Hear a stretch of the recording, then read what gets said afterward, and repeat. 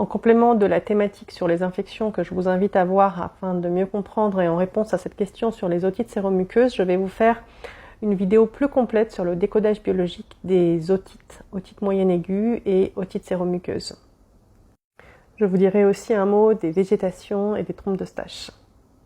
Tout d'abord, il faut comprendre comment fonctionne l'oreille. La vibration sonore est acheminée par le conduit auditif externe jusqu'à une membrane, le tympan.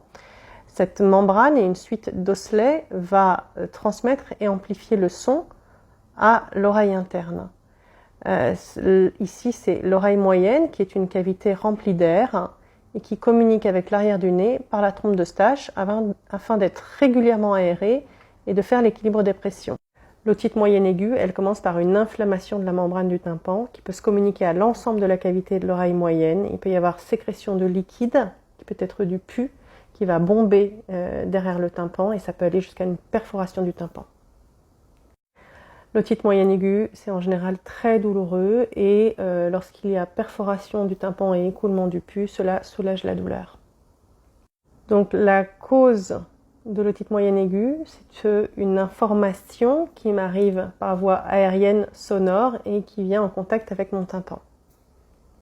Donc un bruit, du bruit, une ambiance sonore, une information que j'entends, qui m'agresse, qui me blesse, qui me fait mal, qui est insupportable à entendre. Comme l'exemple de cette personne qui a réagi en commentaire en disant que petite elle a souffert d'otite à répétition car sa mère et son père ne faisaient que crier et donner des injonctions. Alors que l'otite séromuqueuse, c'est dû à la présence de liquide dans l'oreille moyenne, sans inflammation du tympan, sans douleur en général. C'est le plus souvent bilatéral et ça entraîne une perte d'audition. C'est dû au fait que la trompe d'Eustache est bouchée et donc l'oreille moyenne n'est plus aérée et se remplit de liquide. La trompe d'Eustache qui s'ouvre à l'arrière de la bouche et du nez permet normalement de faire en sorte que la pression soit la même à l'extérieur et à l'intérieur du tympan.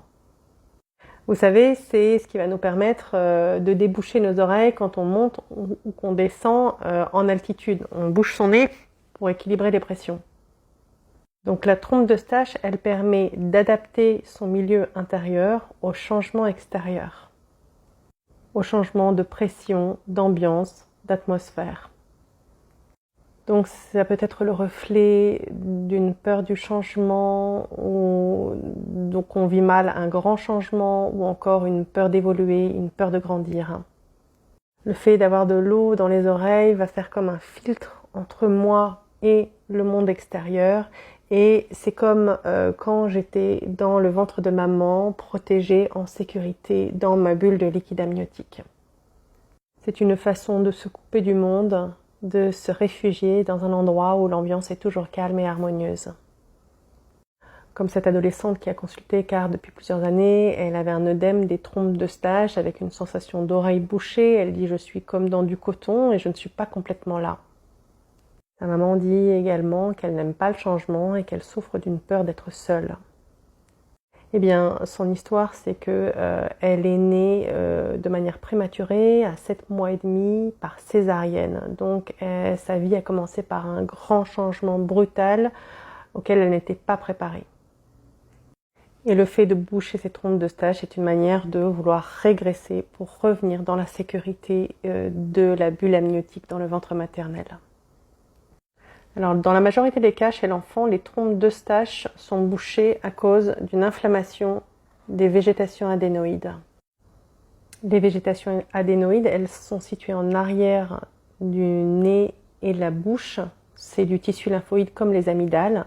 Ça fait partie du système immunitaire et ça va réagir si je ressens une agression venant du monde extérieur, si le monde extérieur me met en insécurité, puisque par la bouche, par le nez, le monde extérieur va rentrer à l'intérieur de moi. Donc les végétations adénoïdes sont comme les premiers remparts au danger qui voudrait rentrer à l'intérieur de moi ou à quelque chose d'inacceptable qu'on voudrait me faire accepter.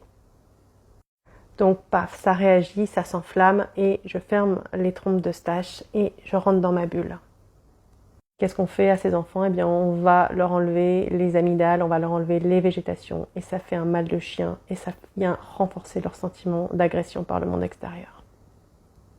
Enfin, l'otite séromuqueuse peut aussi être l'évolution d'otite moyenne aiguë à répétition. Dans ce cas-là, on a les deux ressentis. Le ressenti de l'otite moyenne aiguë, je suis agressée par une information auditive, par une parole blessante, par une ambiance sonore, etc. Et je veux me protéger et rentrer dans ma bulle, là où tout est calme et harmonieux.